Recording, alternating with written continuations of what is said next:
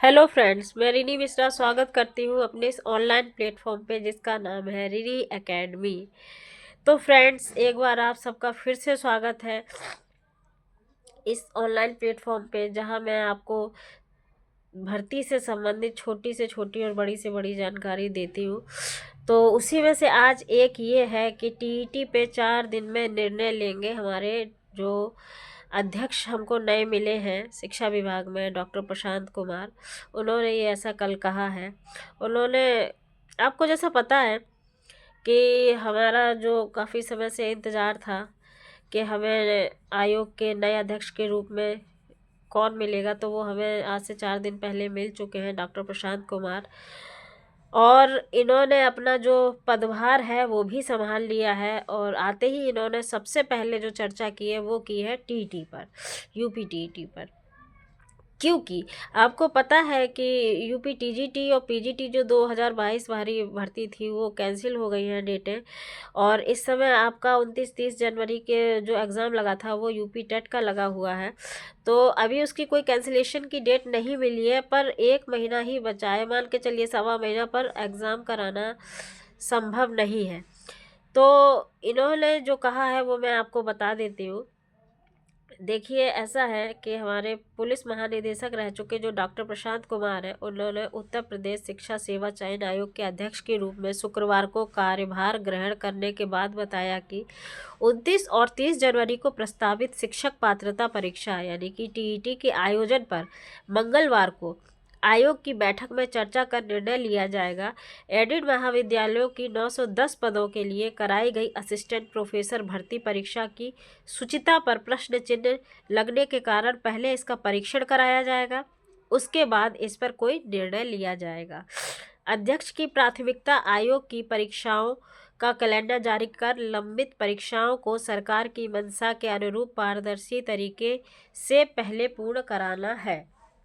तो देखिए, इन्होंने साफ कहा है कि आपका जो अभी आपको पता है कि असिस्टेंट प्रोफेसर का हुआ था एग्ज़ाम, और उसमें क्या था कि रिजल्ट दे दिया गया, पर असिस्टेंट प्रोफेसर में जो क्वेश्चन थे वो इतने ज़्यादा गलत थे। तो अभी उसका फाइनल नहीं किया गया है, पहले उसकी जांच कराई जाएगी, इन्होंने ये भी बोला है। तो यही सारे जो निर्णय हैं और यही सब आपका मंगलवार को मीटिंग में लिया जाएगा कि इसका क्या करना है ना। आयोग के चौथे और पूर्णकालिक के रूप में दूसरे अध्यक्ष के तौर पर उन्होंने शुक्रवार को कार्यालय में कार्यभार ग्रहण कर लिया है। कार्यवाहक अध्यक्ष राम सूचित ने पदभार ग्रहण कराया। पत्रकारों से बातचीत में नए अध्यक्ष ने प्राथमिकताएं बताई। कहा कि प्रतियोगियों की हित में परीक्षाएं पारदर्शी और शुचितापूर्ण ढंग से संपन्न कराई जाएंगी ताकि मेरिट के आधार पर चयन हो। वर्ष 22 की प्रशिक्षित स्नातक टीजीटी शिक्षक जो टीजीटी हुआ था आपका 2022 में, वह प्रवक्ता संवर्ग की 4163 पदों की लंबित भर्ती को प्राथमिकता के आधार पर पूर्ण कराकर बैकलॉग खत्म किया जाएगा। 16-17 अप्रैल को कराई गई असिस्टेंट प्रोफेसर भर्ती परीक्षा की शुचिता पर प्रश्न चिन्ह लगे हैं। ऐसे में इस परीक्षा और इसके घोषित परिणाम का पहले परीक्षण कराया जाएगा। परीक्षण की रिपोर्ट के आधार पर साक्षात्कार के आयोजन पर निर्णय लिया जाएगा। कार्यभार ग्रहण करने के बाद डॉक्टर प्रशांत कुमार ने एक्स पर अपनी पोस्ट पे लिखा कि यह महत्वपूर्ण दायित्व सौंपने के लिए मुख्यमंत्री योगी आदित्यनाथ का आभार। मेरी सर्वोच्च प्राथमिकता है कि शासन की नीतियों के अनुरूप शुचिता पर जीरो टॉलरेंस के साथ चयन प्रक्रिया पूरी तरह पारदर्शी और मेरिट आधारित हो। तो देखिए, इनकी बातों से जो प्रेस कॉन्फ्रेंस में इन्होंने कहा, इनको सुनने के बाद यही देखा जा रहा है कि इनके कार्यकाल में, देखिए ये देखिए, अगले 3 वर्षों के लिए अध्यक्ष बनाए गए हैं और इनका जो पिछला रिकॉर्ड है वो काफ़ी अच्छा है। तो ये तो है कि इनके अंडर पे जो भी काम होगा, जो भी भर्तियां होंगी, वो काफ़ी पारदर्शी तरीके से होंगी।